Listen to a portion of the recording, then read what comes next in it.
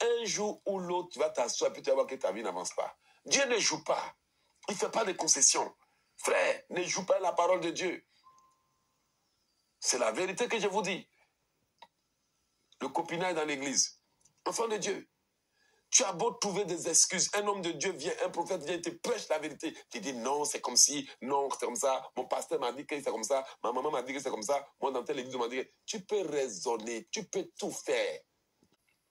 Et vous comprenez, il y a 3 choses qui permettent à un homme d'atteindre le niveau. Le reste, là, ce sont les prières secrètes que Dieu t'inspire. La première des choses, c'est la repentance.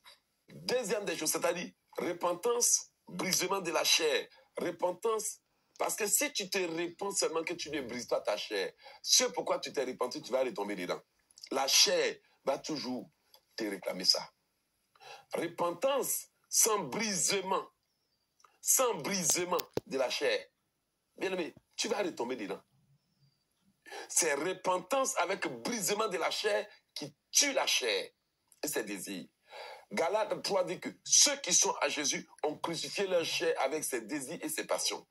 Si tu te contentes seulement, je me repens Seigneur pour mes péchés, tu vas retourner faire la même chose et tu auras honte de toi. C'est que je vous dis la vérité.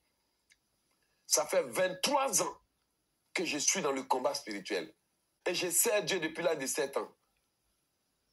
C'est celui qui sonnait la cloche à l'église. Si tu te repens, tu as demandé pardon à ton mari. Chérie, je suis désolé de t'avoir parlé mal. Tu t'es excusé. Demain, tu vas encore lui parler mal. Parce que la sémence est encore là. C'est vrai, tu t'es repenti, tu as demandé pardon d'avoir offensé ton mari. Tu as demandé pardon d'avoir parlé mal à ta femme. Tu as demandé pardon d'avoir frappé l'enfant. Tu dis, bébé, pardon, maman était fâchée. Il ne faut plus faire ça. Pourquoi tu as énervé maman? Tu vas retomber dans la même chose. Parce que tu t'as tout simplement repenti, mais ce que tu vas faire, tu vas te rendre compte que la chair, les sémences, le code est encore en toi. Donc, ça veut dire que tant qu'il n'y a pas une transformation intérieure, toutes tes décisions sont des plaisanteries. Alléluia. Transformation intérieure. Tu peux aller faire un baptême et tu te retrouves dans les boîtes de nuit. Et c'est ça le problème.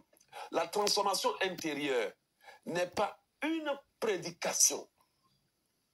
Parce que quand nous prêchons la transformation intérieure, soyez transformés par le... Bien-aimé, excusez-moi du thème.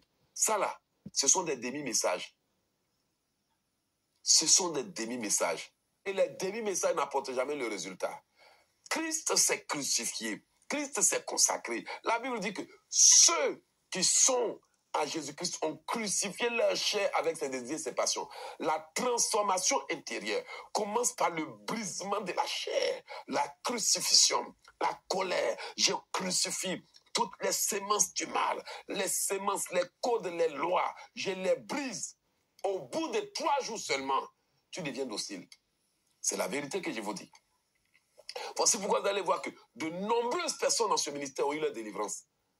On ne prêche pas seulement que la transformation dans ce ministère. On le vit. On le vit et tout le monde voit la transformation. Des femmes qui étaient colériques, bavardes ont changé. Elles-mêmes, elles savent qu'elles ont changé.